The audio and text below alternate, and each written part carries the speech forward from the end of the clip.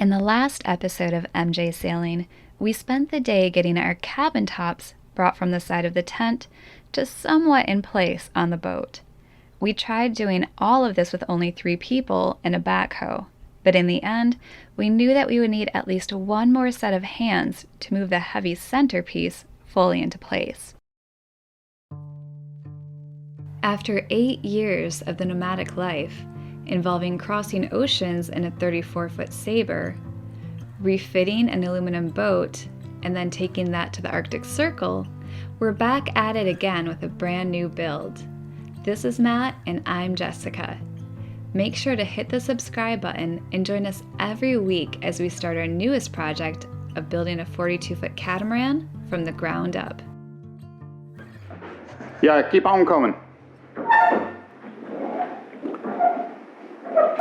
So day 2, a little bit more rested and can actually think properly. So now what we're doing is putting each one of the sides in place, which they have a flange that the center section actually rides on. Idea is to put these in each side, put the center piece down so it's actually resting on that flange, and now it's kind of on rails, we'll call it, and pushing it aft. And hopefully that's going to work out. So Tucker and I are going to be in the front pushing, Jess will be in the back making sure it stays on its rails and doesn't come tumbling down. And we shall see if we can get this in place today.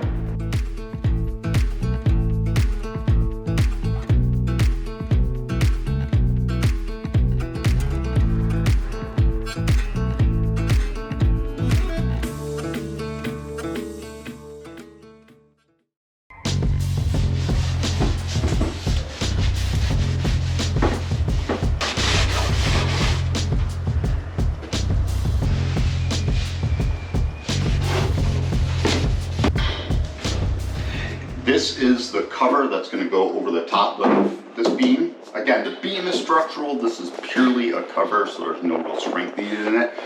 Issue, though, is the way I think we stored it. I don't know if you can see in here, but there's now a big bow in it, and it's actually the same thing on both sides. And it's really difficult to bend it straight. So there's clamps. I've been trying to figure out how to do this. So what we're going to do, the Total Bolt thickened structural putty, apply that here. I do on this particular side have a shim, and all this is just a scrap piece from the daggerboard cases. It's just unidirectional. The goal is to have this so it's flush with this top piece, this top beam, to make it look like it's all one solid piece here. I think I have it, but we'll see what the end result is. Let's get cooks in here.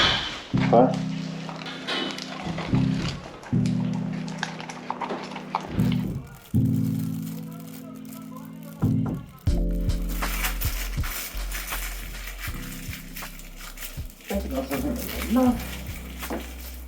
Nope, that's definitely not gonna be enough.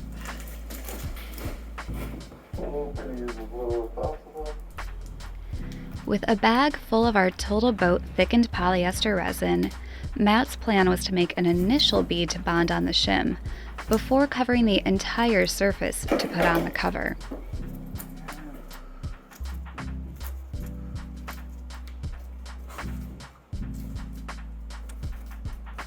Since we weren't going to need any thickened resin on the side of the beam, all of the excess squeeze out needed to be cleaned up.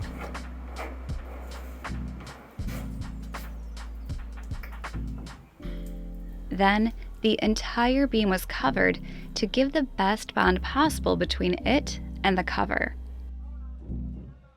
Getting it to match up with our blue tape, which would tell us its proper alignment, it was pushed into the fiberglass beam.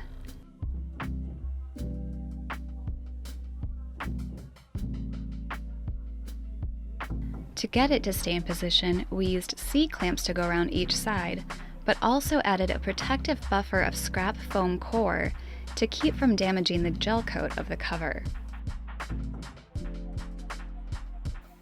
Then, the last thing was to check that it was plumb and make minor adjustments until it was showing it was.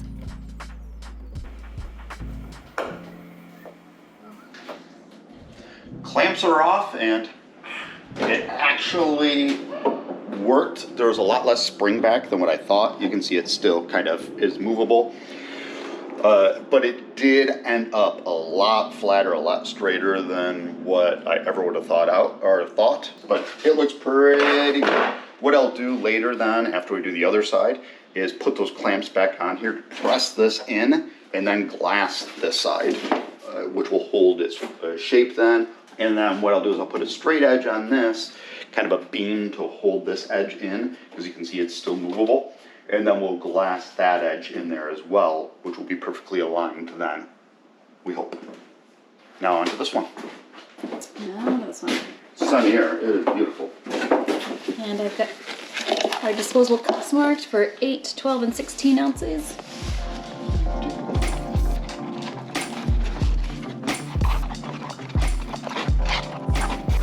Oh, splat. Ah, a beautiful floor.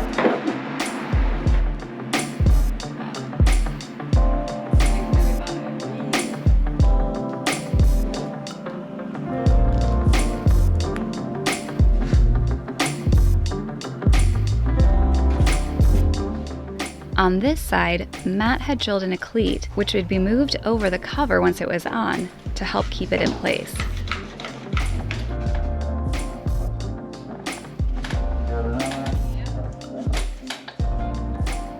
We used the system of C-clamps again, this time with a much better understanding of how it would all work out.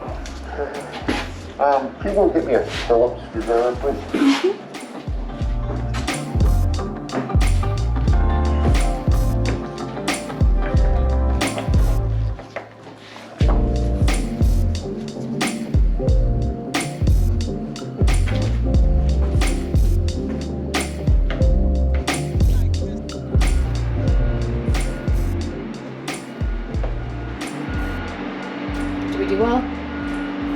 I don't know, but that is now in line here. So it bent, that bar bent it in right to hold it into place. We look aligned enough. Yeah, I think we got another, well, I'm not going to say anything. Nope, just stop talking. We got another one bonded. Yes.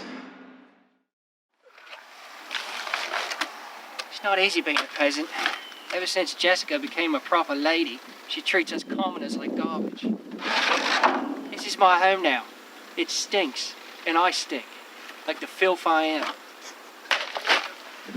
We would like to thank Established Titles for sponsoring this portion of the video. I'm done settling for being normal. I want to be noble or royal, but I can't.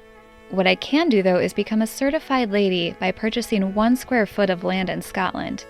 And by becoming a landowner, I now fall into an old Scottish custom where landowners were referred to as lairds or lords and ladies in our American English. So, if you want to be abnormal like me, make yourself a lord or lady today and make sure to hold it over all the people around you. We refer to them as normies. And with every order, a tree will be planted through charities such as Trees for the Future or One Tree Planted to combat afforestation across the globe.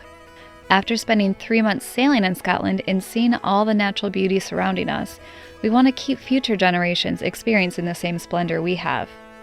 I'm told that the first 200 purchasing a title pack using my link will effectively be next to my plot within a few minutes of walking.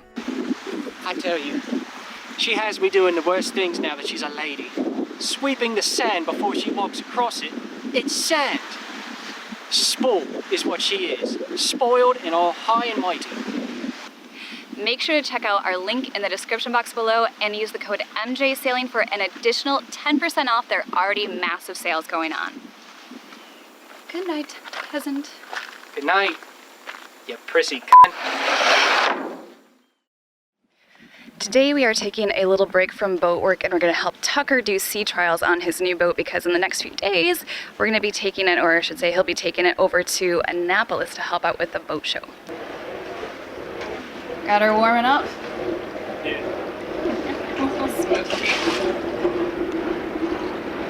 Nice shirt. Taste it.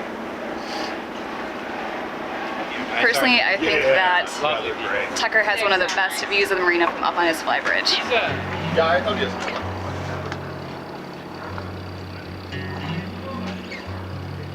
I just did the same thing Matt did. Carbon. Ready to go for a sail, Kelly? Oh, And I don't even know how to get it. Pretty much. We're moving.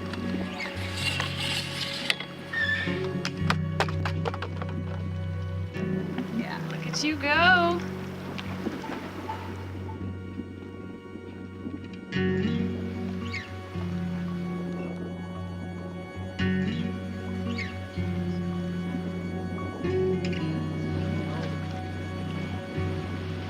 There must be a race or regatta going on today because there are so many sailboats out on the Chesapeake Bay.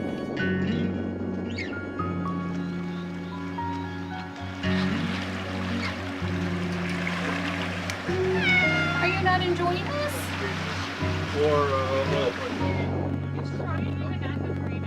Look, Callie. Are they skeet shooting over there?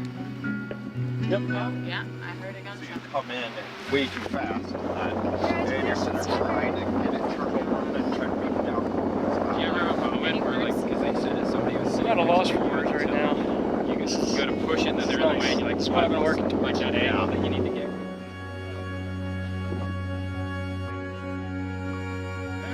Now I got a wet bum. Here, go, take it down, set it down.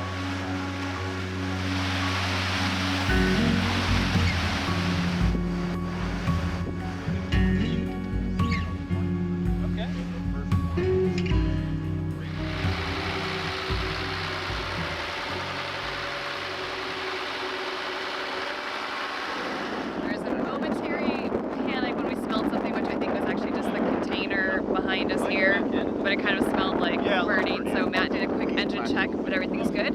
And now we are going to get ourselves actually into Lake Ogleton, just kind of as a test run, and why not? It's a beautiful Sunday. I want to sail downwind anyway, so. Downwind is Upwind, I'll see. I'll set you up. Promise I'll get you up. Two of us. Peaceful in here. I think Tucker's gonna be really happy anchoring here during the boat show. Oh, hell, oh, well, don't stop unless you pretend. Oh, hell, oh, well, we're naked, touching by skin. Oh, hell, oh, getting lost inside yourself. One look at you was not enough. You know what I made of the road. We cool enough. We fit like the doves are in a glove. Congratulations, Tucker. What do you have to say? It's, I don't really know what to say. This has been a lot of fun. I'm happy with this. Glad y'all are here with me for it.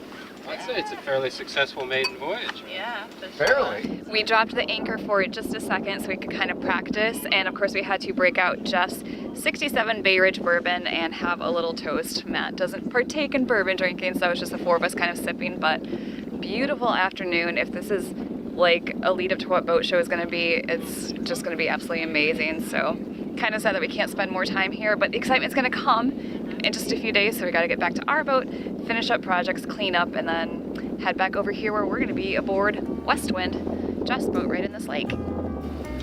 This house is worth.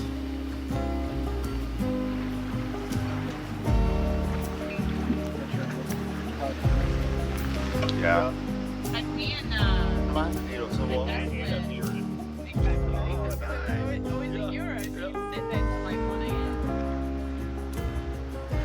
All we have to do now is get the boat back in the slip, but I'd say it was a successful test run. It is beautiful out And it here is today. just gorgeous out today, so soaking up this outside weather while we still have the opportunity to do it.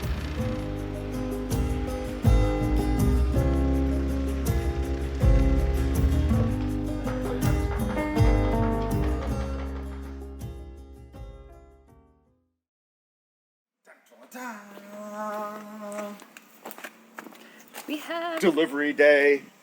hatches! Hatches. So many hatches! So many.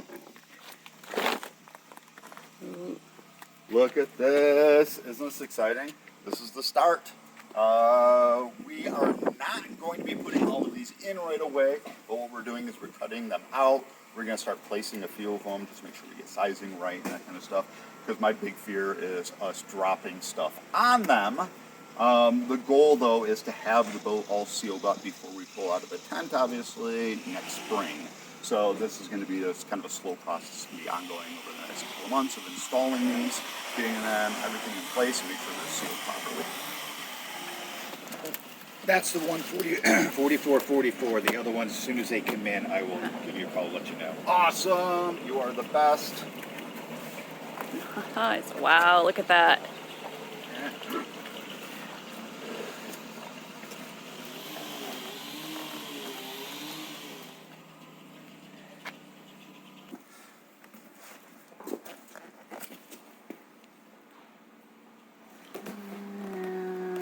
Okay, want to explain to everybody what this is, or what we've got? Yeah.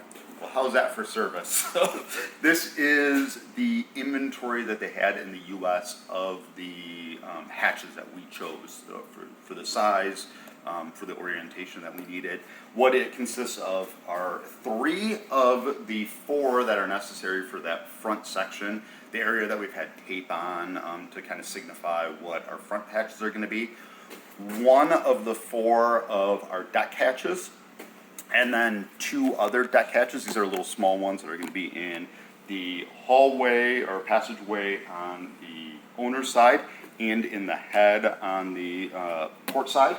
And then one of our shower sumps, and I feel so bad because we stripped that warehouse of some of their, I'm sure, very popular inventory. As you can imagine, it's summertime, so it's hard to keep these things in stock. But there's a new shipping container coming with the rest of our stuff, and we shall see that soon. I've now measured 20-30 times to make sure I have this exactly where I want it. This is kind of just a template of where our Vetus hatches are going to be in this front section here. We're going to, of course, have 4 of them across. There's a center beam that goes here, a compression post, and then 2 on each side of these large hatches. I think I have it all centered. I think I have it all level. Obviously, it's going to stand out if it's not right, so a little paranoid about it, but I believe this is all set now. I just used double-sided tape to stick it on here, and it should be nice and firm as well. As you can tell, there's a lot of ifs, whats, maybes. So now it's time to suit up and try cutting the first one. Once I have that done, I'll do the other one next to it on this side of where the compression post was going to be, and then measure from there off of those 2 just to make sure I have it all set.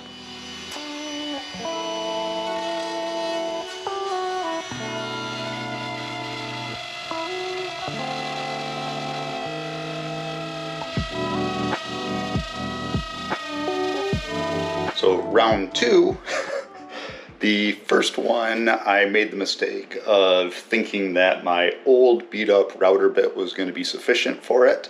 It was not, so I have sharpened it again, and what I ran and did is I grabbed my jigsaw and pre-cut, so traced around it, and got it pretty close. So it was within 4 or 5 millimeters of the actual edge that I needed to trim, so it wasn't cutting both sides then, and it wasn't trying to dig through the whole thing. It was then just cutting the edge, which made it work. I'm now on to the second one. Hopefully this process works a little bit better this time.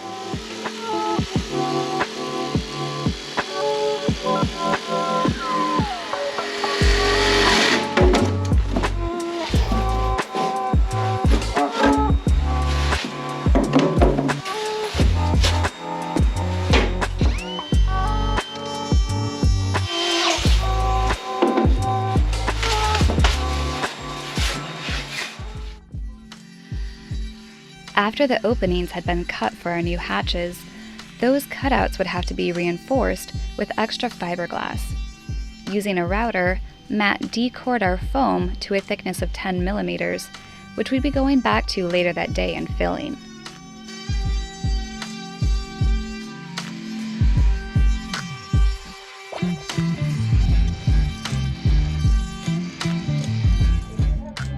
To give our fiberglass something to stick to, the hollowed out area was first filled with a little bit of our thickened resin.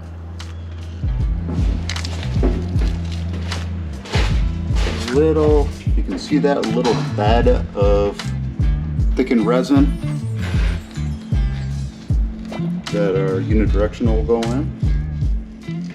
Then we took sections of our unidirectional fiberglass, after having measured the circumference of the window and cut the pieces to size, and rolled it up as thin as we could to fit within the routed out area.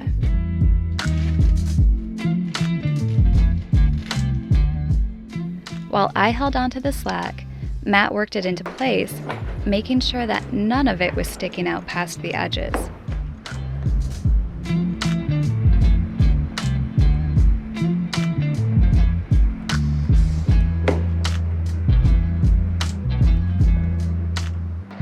Lastly, we covered it with more of our thickened resin to fill any gaps and smooth out the edges.